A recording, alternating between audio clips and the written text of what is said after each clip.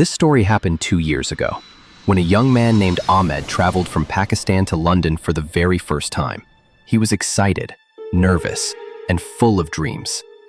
He had been accepted to a small college in East London, in a borough called Bethnal Green, a quiet, old part of the city, filled with narrow streets and vintage apartments. Ahmed wanted a cheap place to stay.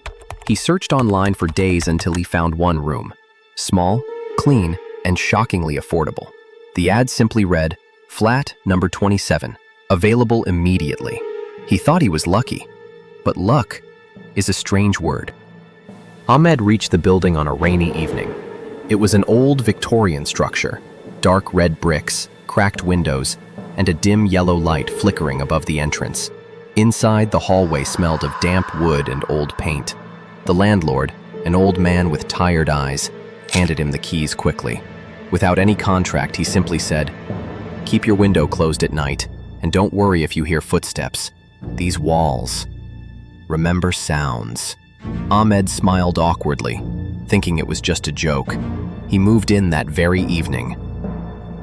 The room was small but cozy. A single bed, a mirror on the wall, and a wooden desk near the window. Outside, the rain whispered against the glass. At around 2:47 a.m., something woke him up. It sounded like bare feet walking in the hallway. Slow, deliberate steps. He listened carefully. Then, 3 soft knocks on his door. "Hello? Who's there?" No reply. He opened the door slowly. No one. Only a single wet footprint on the wooden floor, leading toward the staircase and disappearing into the dark. He stayed awake the rest of the night, trying to convince himself that maybe someone had come to the wrong door. The next morning, Ahmed met a neighbor, an elderly South Asian woman living in flat 26. When she heard he was staying in number 27, her face turned pale. "Oh, Beta, you're living there?"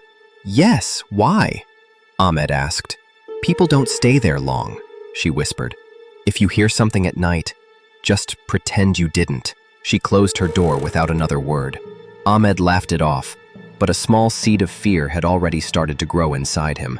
That evening, as he studied at his desk, he noticed the mirror on the wall had fogged up, even though the heater was off and the room was cold. He stood up, wiped the glass, and froze. In the reflection, behind his shoulder, stood a woman. Soaked hair covering her face, a white dress dripping with water. He spun around instantly, but the room was empty. He ran out, trembling, and spent the rest of the night sitting on the stairs, waiting for dawn. The next day, Ahmed confronted the landlord. "Who lived here before me?" he demanded. The old man hesitated, then sighed. "A woman named Leah Thompson.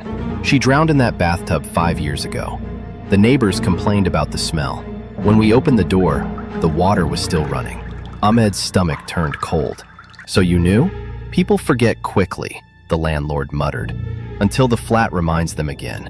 Ahmed wanted to leave, but he had no money and no other place to go. So he decided to record what was happening. That night, he placed his phone camera facing the door and left it running while he tried to sleep. At 3:15 a.m., the door slowly opened on its own. The light flickered. The floor grew wet, as if someone invisible was walking across it. The sound of water dripping filled the room. Ahmed sat up, terrified. Then he saw her again, the woman from the mirror. Her skin was pale, eyes empty. She whispered, "Why did you open the door?" The phone fell from his hand. The screen turned black. The next morning, the neighbor heard water leaking and called the landlord. When they entered, the flat was empty. Ahmed was gone. Only his phone was found. Still recording, the footage covered in condensation, with faint dripping sounds in the background. Police sealed the flat, but a few months later, it went back on rent again. Even today, if you walk down Bethnal Green Road on a rainy night, you'll see that old building, its door half open, a dim light glowing inside flat 27. People say sometimes, you can hear footsteps in the corridor and a soft female voice whispering, "Don't open the door." Some doors are not meant to be opened. Some memories should be left in the dark. and some houses never forget their last tenant.